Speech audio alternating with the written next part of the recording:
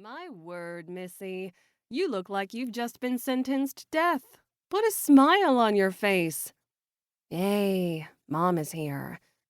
Hey, Mom. I just sold another dress.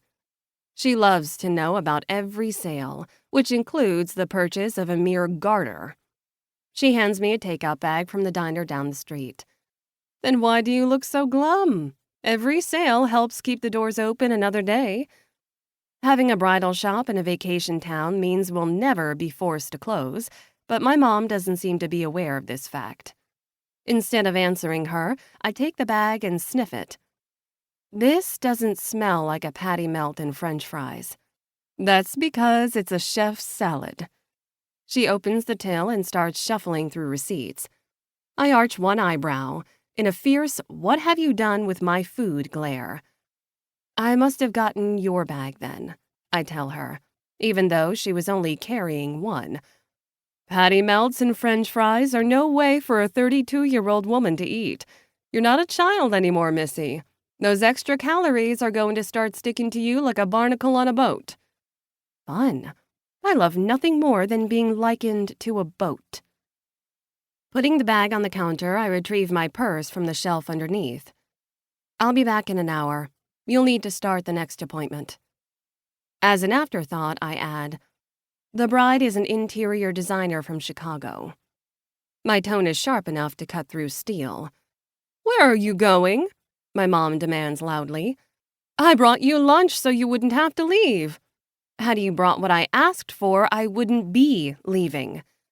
Then, without further ado, I march out the front door. The air isn't quite as humid at the end of the season, which is very welcome in my current state of mind. The last thing I need is to drown from just trying to get enough oxygen to stay alive. I'm so tired of brides and weddings and champagne. I'm not even sure I want to get married anymore.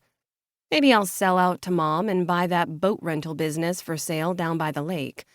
I don't know much about boats, but I do know they won't talk my ear off or ask me about my non-existent wedding. And if my mother is to be believed, I'm in danger of looking like a boat, so I might as well surround myself with familiar objects. I don't start to calm down until I'm a block down Main Street. I've always let my mom make choices for me, and I'm sick of it.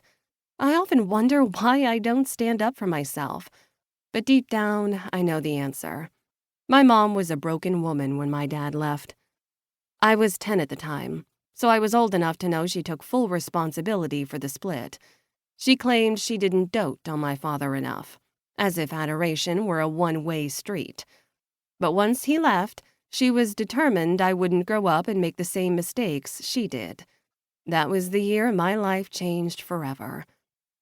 Margie Fremont, she married my stepdad, Howard Fremont, 15 years ago, changed my fashion style from jeans and t-shirts to prissy dresses with an undertone of preppy nerd. She chose the college I went to right along with my major. She declared I would go into business with her, although I didn't really fight her on that one. She even decorated my apartment for me without asking what my preferences were. It's not that I hate the pink and green plaid curtains in my living room, but I would have chosen something different. And now she's telling me what I can and cannot eat for lunch? No, Margie. Just no. I storm into the diner like a pillaging Viking hunting for a mutton chop and immediately catch the eye of my friend Anna. Even though we went to school together from kindergarten through high school, Anna and I didn't become good friends until she bought her wedding dress at Bride's Paradise 2 years ago. Since then, I've become close to her and Faith. Faith is her bestie who married movie star Teddy Helms. They live here in Elk Lake, but are currently in Los Angeles promoting Teddy's new movie, Alpha Beast, Attack of the Gorn. I stride over to Anna, who's sitting alone at a table in the corner. Where's Chris? I ask, before pulling out a chair and plopping down. She smiles brightly before telling me, he's working on a couple of closings today. Chris is a real estate lawyer who is busiest during the season, when city folks are intent on buying a vacation home in Elk Lake, as if owning a piece of heaven will make their daily hustle and bustle worth it. I inhale slowly as I study my friend.